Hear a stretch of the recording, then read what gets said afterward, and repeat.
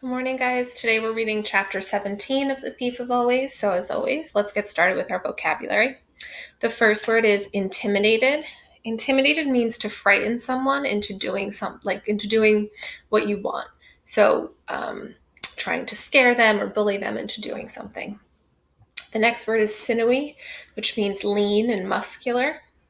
And the final word is cavernous, which means a vast or large space, kind of like a cave. That's why you see the word cave in there. Okay, so the book is really getting good, right? Remember that in chapter 16, it ended with the door slamming and it was Rictus behind Harvey, and Wendell has been sort of like, what's the word I'm looking for? Taken over by the powers of the house and is unable to see that it's not real like Harvey is. So let's keep going. It's called The Cook, Cat, and Coffin. Great to have you back, boy, Rictus said, and his smile as wide as ever. I told everyone you wouldn't be able to stay away. Nobody believed me. He's gone, they said. He's gone. But I knew better. He started to wander towards Harvey. I knew you wouldn't be satisfied with a little visit. Not with so much fun still to be had. I'm hungry, Wendell whined. Help yourselves, Rictus grinned. Wendell was off at a sprint into the kitchen. Oh boy, oh boy, oh boy, he cried. Look at all this food. Harvey didn't reply.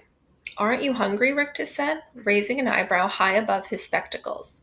He cupped his hand behind his ear. That sounds like an empty belly to me. Where's Mrs. Griffin? Harvey said. Oh, she's around, Rictus said mischievously, but she's getting old. She takes to her bed a good deal these days, so we laid her down somewhere safe and sound. Now, that doesn't sound good for Mrs. Griffin, does it? As he spoke, there was a mewing sound from the living room, and there at the door stood Stew Cat. Rictus scowled. Get out of here, pussy, he spat. Can't you see we're having a conversation? But Stew Cat wasn't about to be intimidated. She sauntered over to Harvey, rubbing herself against his legs. What do you want? Harvey said, going down on his haunches to stroke her. She purred loudly. Hey, that's fine and dandy, Rictus said, pulling off his anger in favor of a freshly polished smile. You like the cat. The cat likes you. Everybody's happy. So he's trying really hard here to not show his anger and trying to keep that fake smile to get Harvey to do what he wants. I'm not happy, Harvey said. And why's that? I left all my presents here, and I don't know where. No problem, said Rictus. I'll find them for you. Would you do that? Harvey said. Sure, kid, said Rictus, persuaded that his charm was working again. That's what we're all here for, to give you whatever your heart desires. I think maybe I left them up in my bedroom, Harvey suggested. You know, I think I saw him up there, Rictus replied, sorry. You stay right here. I'll be back. So Harvey is sort of, telling Rictus, oh, I left my presents here. I don't know where they are. And Rictus falls for it and goes straight upstairs to look for them. Rictus took himself up the stairs 2 and 3 at a time, whistling tunelessly through his teeth as he ascended. Harvey waited until he disappeared from sight, then went to check on Wendell, letting Stew Cat slip away. Ah, now look at this, a voice said as he appeared at the kitchen door. It was Jive. He was standing at the stove, as sinewy as ever, juggling eggs with one hand and tossing pancakes in a pan with the other. What do you fancy? He said. Sweet or savory? Nothing, Harvey said. It's all good, Wendell piped up. He was almost hidden behind a wall of filled plates. Try the apple turnovers. They're great. Harvey was sorely tempted, but the buffet looked wonderfully tempting. But it was dust. He had to keep remembering that. So this is important. All of the food looks so tempting and delicious, but Harvey just keeps telling himself it's an illusion, it's dust, and that's how he's staying strong. Maybe later, he said, averting his eyes from the heaps of syrup-drenched waffles and bowls of ice cream. Where are you going? Jive wanted to know. Mr. Rictus is finding a few presents for me, Harvey said. Jive smiled with satisfaction. So you're getting back into the swing of things, kiddo, he said. Good for you. I've missed being here, Harvey replied. He didn't linger, just in case Jive saw the lie in his eyes, but turned and headed back into the hallway. Stu Cat was still there, staring at him. So it's interesting. Stu Cat goes over to Harvey and is not wanting to leave him. So we have to wonder, what is Stu Cat trying to communicate?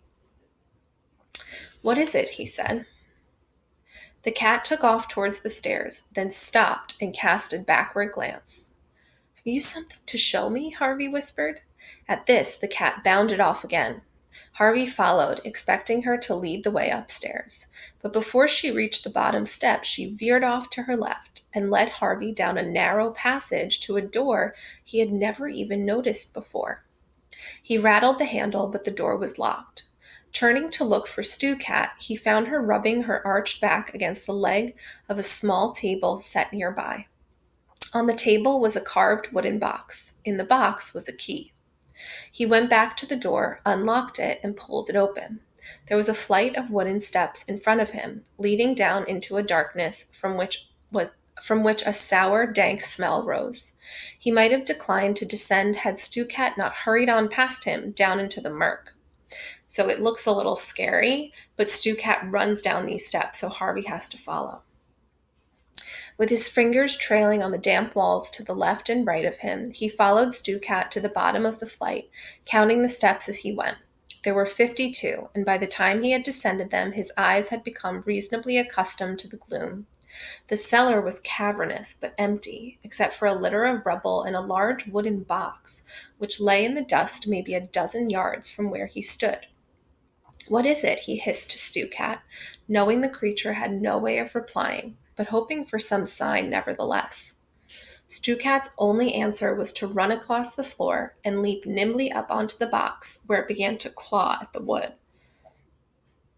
Harvey's curiosity was stronger than his fear, but not so much stronger that he dashed to pull off the lid. He approached as though the box were some sleeping beast, which for all he knew it was. The closer to it he got, the more it resembled a crude coffin. But what kind of coffin was sealed with a padlock, like a big lock?